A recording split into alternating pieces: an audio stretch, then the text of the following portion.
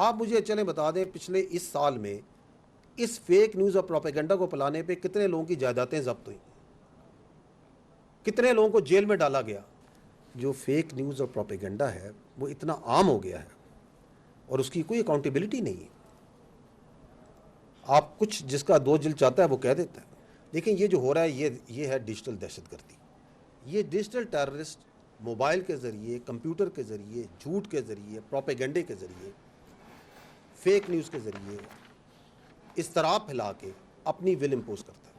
और जो डिजिटल दहशतगर्द है वो भी फ़ौज के ऊपर, फ़ौज की क़यादत के ऊपर, फ़ौज और अवाम के दरमियान के रिश्ते को कमज़ोर करने के लिए उस पर अटैक कर। फेक न्यूज़ पर कितने लोगों की जायदादें जब्त हुई, कितने लोगों को जेल में डाला गया। DGISPR लेफ्टिनेंट जनरल अहमद शरीफ चौधरी की प्रेस कॉन्फ्रेंस। कहा फेक न्यूज़ और प्रोपेगेंडा आम हो गया, इसका कोई एहतसाब नहीं, जिसका जो जी चाहता है कह देता है। फौज और इदारे की क़यादत के खिलाफ बेहुदा बातें की गई। कानून, अदालतें और रेगुलेशन फेक न्यूज़ फैलाने वालों को जगह देते हैं। आज़ादी राय के नाम पर हीरो बनाया जाता है। मुल्क को सॉफ्ट स्टेट बनाने की इजाजत नहीं दे सकते। फौज डिजिटल और फिजिकल दहशतगर्दों के खिलाफ डट कर खड़ी है।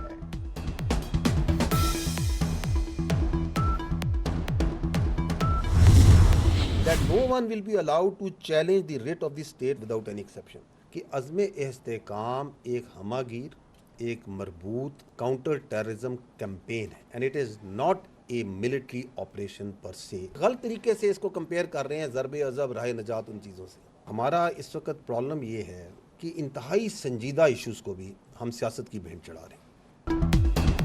अज़्म इस्तेहकाम फौजी ऑपरेशन नहीं, दहशतगर्दी के खिलाफ मरबूत मुहिम है। कौमी सलामती के इंतहाई संजीदा मामले को मुतनाज़ा बनाया जा रहा है। DGISPR लेफ्टिनेंट जनरल अहमद शरीफ चौधरी का कहना है एक सियासी लॉबी चाहती है अज़्म इस्तेहकाम के मकासद पूरे ना हो। सियासी लॉबी कहती है हमने ये होने नहीं देना। पैसा लगाकर अज़्म इस्तेहकाम को मुतनाज़ा बनाने की कोशिश हो रही है।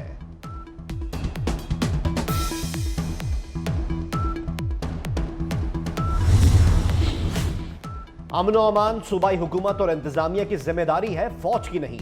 समझ नहीं आता सियासी जमात अपनी ही सूबाई हुकूमत के खिलाफ एहतजाज क्यों करवा रही है। तर्जुमान अफवाज पाकिस्तान लेफ्टिनेंट जनरल अहमद शरीफ का बन्नू वाक़े से मुतालिक सवाल पर जवाब। कहा बन्नू में ताजरों के अमन मार्च में कुछ मनफी अनासर शामिल थे। रियासत और फौज के खिलाफ नारेबाजी और फायरिंग की गई। साल 2024 में होने वाले ऑपरेशंस का अगर जायज़ा लिया जाए, इस साल मजमूई तौर पर सिक्योरिटी फोर्सेस ने दहशतगर्दों और उनके सहूलतकारों के खिलाफ अब तक 22,409 छोटे बड़े इंटेलिजेंस बेस्ड ऑपरेशंस किए हैं। इस दौरान 398 दहशतगर्दों को वास्ले जहन्नम किया गया है। दहशतगर्दी के इस नासूर से निमटने के लिए रोज़ाना की बुनियाद पर 112 से ज़ायद ऑपरेशंस अफवाज पाकिस्तान, पुलिस, इंटेलिजेंस एजेंसीज और दीगर कानून नाफिज करने वाले अदारे अंजाम दे रहे हैं। सान है 9 मई के मंसूबा साजों और सहूलतकारों को ढील देंगे तो फिस्तायत फैलेगी। DGISPR का वाज़ेह पैगाम। लेफ्टिनेंट जनरल अहमद शरीफ ने कहा इंतशारी टोले ने 9 मई के बाद प्रोपेगेंडा किया कि फौज ने गोली क्यों नहीं चलाई, वाकया खुद कराया। TLP के मुजाहरे से मुतालिक सवाल पर कहा हुकूमत और इदारे ने हसासियत के पेश नज़र बातचीत से मसला हल करने की कोशिश की, मगर प्रोपेगेंडा किया गया कि इन्हें फौज लेकर आई।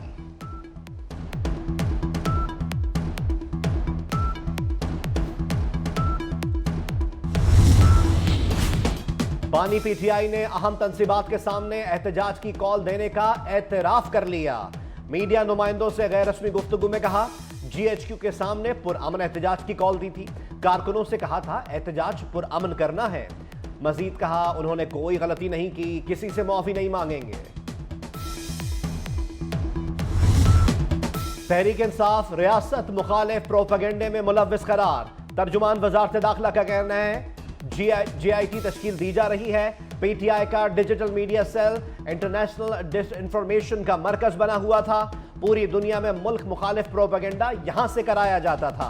PTI मरकजी सेक्रेटेरिएट पर छापा। तर्जुमान तहरीक इंसाफ राउफ हसन गिरफ्तार। PTI ने दावा किया कि छापे के दौरान रिकॉर्ड भी कब्जे में ले लिया गया।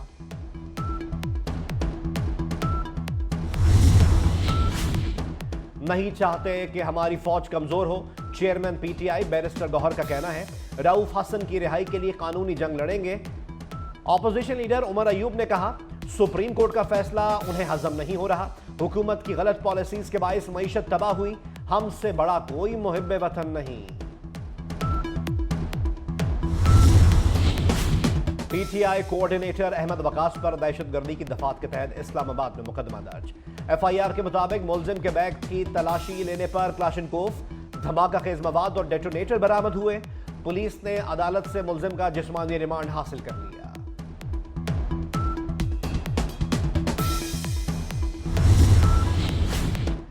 बानी पीटीआई ने लाहौर पुलिस की तफ्तीशी टीम से भी ताउन से इनकार कर दिया। वकला की मौजूदगी में शामिल तफ्तीश होने पर इसरार। लाहौर पुलिस की टीम बानी पीटीआई से बगैर तफ्तीश वापस रवाना। तफ्तीशी अफसरान ने 12 मुकदमात में बानी पीटीआई का पॉलीग्राफ टेस्ट कराना था। जितने भी साजिशी टोले जो बाहर बैठकर पाकिस्तान को नुकसान पहुंचाना चाहते हैं या उन साजिशी टोलों के जो पैरोकार यहाँ बैठकर पाकिस्तान को नुकसान पहुंचाना चाह रहे हैं, उन सब के लिए मैसेज है कि पाकिस्तान के लोग अपने वतन से, अपनी मट्टी से बेहद मोहब्बत करते हैं और किसी भी किस्म की साजिश को कामयाब होने नहीं देंगे। और बड़े वसूख के साथ बात करता हूँ कि इंशाअल्लाह ताला ये सिस्टम भी चलेगा, हुकूमत भी चलेगी और कोई कुछ नहीं होने वाला इस मुल्क में। मायूसी फैलाकर कुछ लोग अपने मकासद हासिल करना चाहते हैं, साजिशी टोले नाकाम होंगे। वजीर इत्तलात सिंध शर्जील इनाम मेमन ने वाज़ेह कर दिया, कहा एक ही शख्स मुल्क में इंतशार में मुलव्वस है, दुश्मन मुल्क उस शख्स की फंडिंग कर रहे हैं। पीटीआई पर पाबंदी का मामला हुकूमत पार्लियामेंट में लाए, हम जवाब देंगे। अफगान सरजमीन से पाकिस्तान पर एक और हमला नाकाम। अफगानिस्तान से दहशतगर्दों ने पाकिस्तानी इलाके दीर में दरअंदाजी की कोशिश की। फायरिंग के तबादले में 3 दहशतगर्द हलाक। आईएसपीआर के मुताबिक सिक्योरिटी फोर्सेस ने दहशतगर्दों का घेराव करके कार्रवाई की। विफाकी वजीर दाखिला मोहसिन नकवी का सिक्योरिटी फोर्सेस को खिराज तहसीन, कहा फोर्सेस ने दहशतगर्दों के मजमूम अजाइम को खाक में मिला दिया।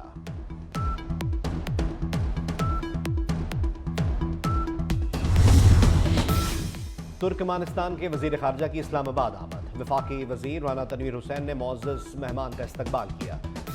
तुर्कमेनिस्तान के वजीर खारजा पाकिस्तानी क़यादत से मुलाकातें करेंगे। दो तरफा ताउन के फ़रोग़ पर बातचीत होगी।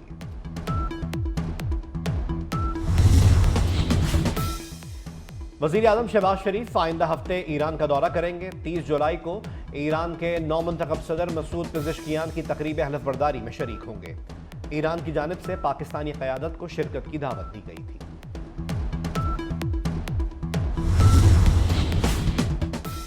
कराची में अर्बन फ्लडिंग रोकने के लिए जामे मंसूबा तरजीही बुनियादों पर तैयार करना होगा। सदर मुमलिकत आसिफ अली जरदारी की हिदायत। हुकूमत सिंध पायदार और तवील मुद्दती हिकमत अमली अपनाए। ज़ेर ज़मीन सुरंगों के जरिए सैलाब पर काबू पाने की फिजिबिलिटी स्टडी 3 महीने में मुकम्मल की जाए।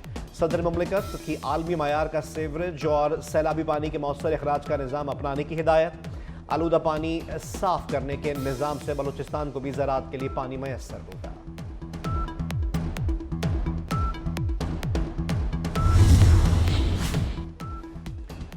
पंजाब के इजला नारोवाल और सियालकोट में आइंदा 3 रोज में हाई लेवल फ्लैश फ्लडिंग का खदशा। जम्मू के 12 इलाकों में मूसलाधार बारिश के बायस नाला 1, दाइक और पलखू में शदीद तोगयानी मुतवक्के। मुल्क का इलाके ज़ेर आब आने का खतरा। महंगी बिजली मजीद महंगी करने की तैयारियां। जून की माहाना फ्यूल एडजस्टमेंट की मद में बिजली 2 रुपए 11 पैसे फी यूनिट महंगी की जाएगी।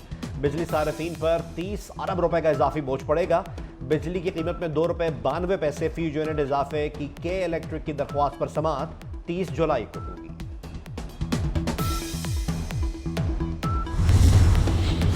हुकूमत तमाम IPPs का ऑडिट कराए। साबिक निगरान वफाकी वजीर तिजारत और सनत गौहर एजाज का मुतालबा। कहा IPPs की लागत, इक्विटी वैल्यू और कैपेसिटी का भी जायजा लिया जाए। शफाफियत और एहतसाब के लिए IPPs की तमाम मालूमात अवाम के सामने रख दें। मुस्तकबिल में भी यह अमल जारी रहे। हालात को बेकाबू होने से बचाया जाए और अवाम को उनका हक दिया जाए। ये क्या तमाशा है? लूट मार आप करें, अय्याशियां आप करें, गाड़ियां आपकी फ्री चलें, बिजली आपको फ्री मिले, पेट्रोल आपका फ्री हो, एक मखसूस छोटा सा तबका हो, टैक्स आप न दें। आप मुफ्त बिजली, पेट्रोल और गाड़ियां लें, इसमें आवाम का क्या कसूर है?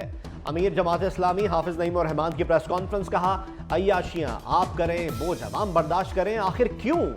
IPPs ने आवाम का खून निचोड़ लिया, पाकिस्तान को बर्बाद करके रख दिया।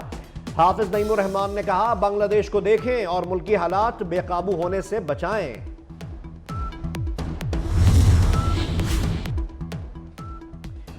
आटे का बहरान टल गया, हुकूमत और फ्लावर मिल्स एसोसिएशन के मुज़ाकरात कामयाब। फ्लावर मिल्स कमीशन सिस्टम के तहत आटा बेचेंगी। डीलर और परचून फरोश आटा फी थैला कमीशन लेंगे। कमीशन की रकम पर विदहोल्डिंग टैक्स लागू होगा। सालाना 10 करोड़ से कम फरोख्त वाले रिटेलर्स आइंदा साल टैक्स देंगे। मैंने जैसे बताया अभी इंट्रो में भी अपने प्रेस कॉन्फ्रेंस के कि ये वाक़या ज़रूर 15 को पेश आया, लेकिन क्योंकि ज़ाहिर है एक फैक्चुअली हमने सारे CCTV फुटेज, कैमरास की रिकॉर्डिंग, हर चीज़ एविडेंस हमने इनकॉर्पोरेट किया। ये 15 तारीख को ही वाक़या पेश आया, लेकिन ये चूँकि ड्रामा में थे, ये आपको खुद बताएंगे। जब इन्होंने हमें रिपोर्ट किया, रिपोर्ट के बाद फौरी तौर पे इंस्टेंटली हमने लीगल एक्शन।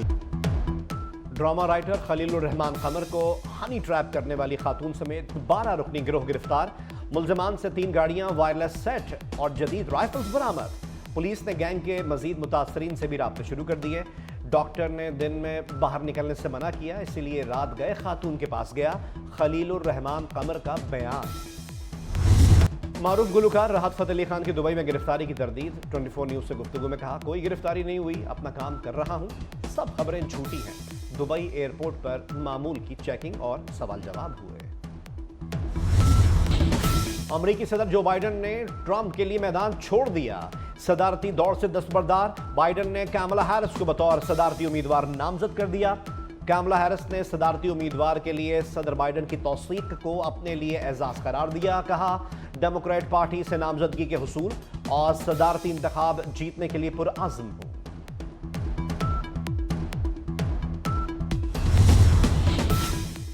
अमरीकी सदर डोनाल्ड ट्रंप पर कातलाना हमला। सीक्रेट सर्विस डायरेक्टर किम्बर्ली चीटल ने सिक्योरिटी सर्विसेज की नाकामी कबूल कर ली।